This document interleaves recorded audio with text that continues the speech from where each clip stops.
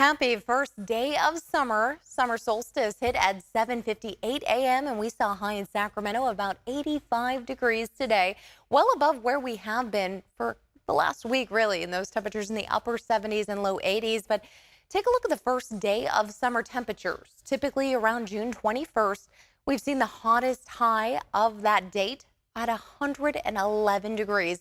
That was set in 1961. The coolest high was 72 degrees in 2012. Now today at 85, compare that to last year. We saw highs at 105 degrees in the Sacramento area. Just what a difference 1 year makes, from drought last year to one of the wettest springs and winters we've had in quite some time. So really remarkable just to see that. So happy first day of summer. Today with 85, the average is 89. That still puts us below average for this time of year. We should be closer to those 90-degree temperatures, but I have a feeling we're going to start seeing them very soon. As we take a look at what we should be and where we are currently, due to that long winter that's put a lot of wet moisture and kind of wet lands there on the ground for us, and keeping that soil pretty wet for us is really, I should say, delayed most of our effects that we've been seeing. So when we typically see fire season happening earlier, that's because the ground is dry. We see everything kind of growing fast and burning fast, but we've had a little bit of a delay.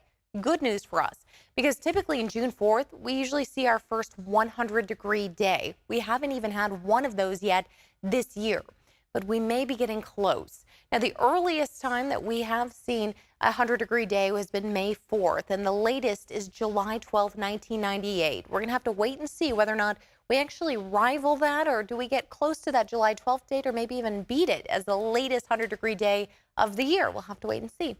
All right, let's take a look at the 90s, because in fact, we've actually had more 90-degree days than the average. The average is usually about 9 days that we have those 90-degree days so far this year. We've had already 15. So we have at least exceeded the 90-degree days as opposed to the hundreds. But we're starting to even out here. We kind of cycle back and forth from the upper 70s and mid to low 80s. We've been well below the average of 89 degrees and well below the average temperature pretty much for the entire month.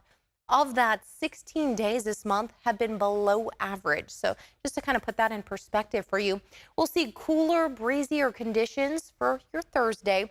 And then Sierra thunderstorm chances are also expected to at least arrive into the afternoon, evening hours, and possibly into early Friday. So get ready for that chance. If you had plans to head to the Sierra, you may see a thunderstorm chance from Thursday into Friday morning.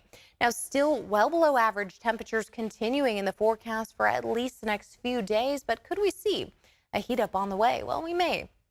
As we track that high pressure system in place, that's been keeping us warm just for today. If you remember yesterday, we saw temperatures in the upper 70s, 78 degrees.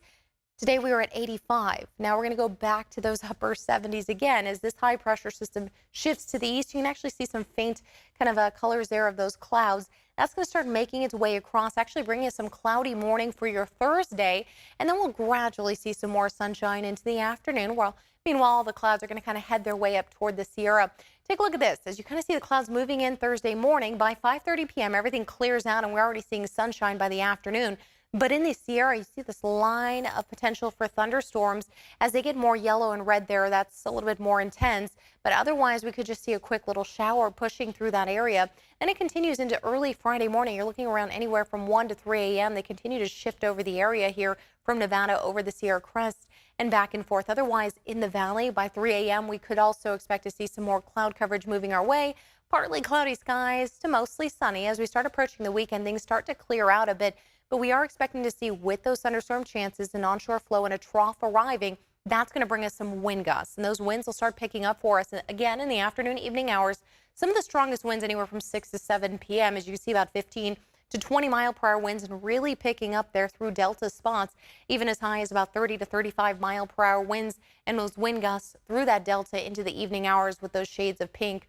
As we take a look into Saturday, we do start warming up into the afternoon hours, but notice the winds aren't quite as intense. We'll still see about 10 to 15 mile-per-hour winds, just kind of avoiding the 20 to 25 mile-per-hour wind range, I should say.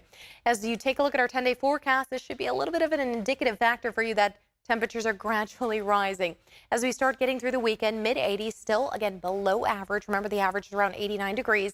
You start getting toward this time next week, Wednesday into Thursday, and we start jumping from 90, about average, to 94 and then could expect to see temperatures into these mid to upper 90s as well.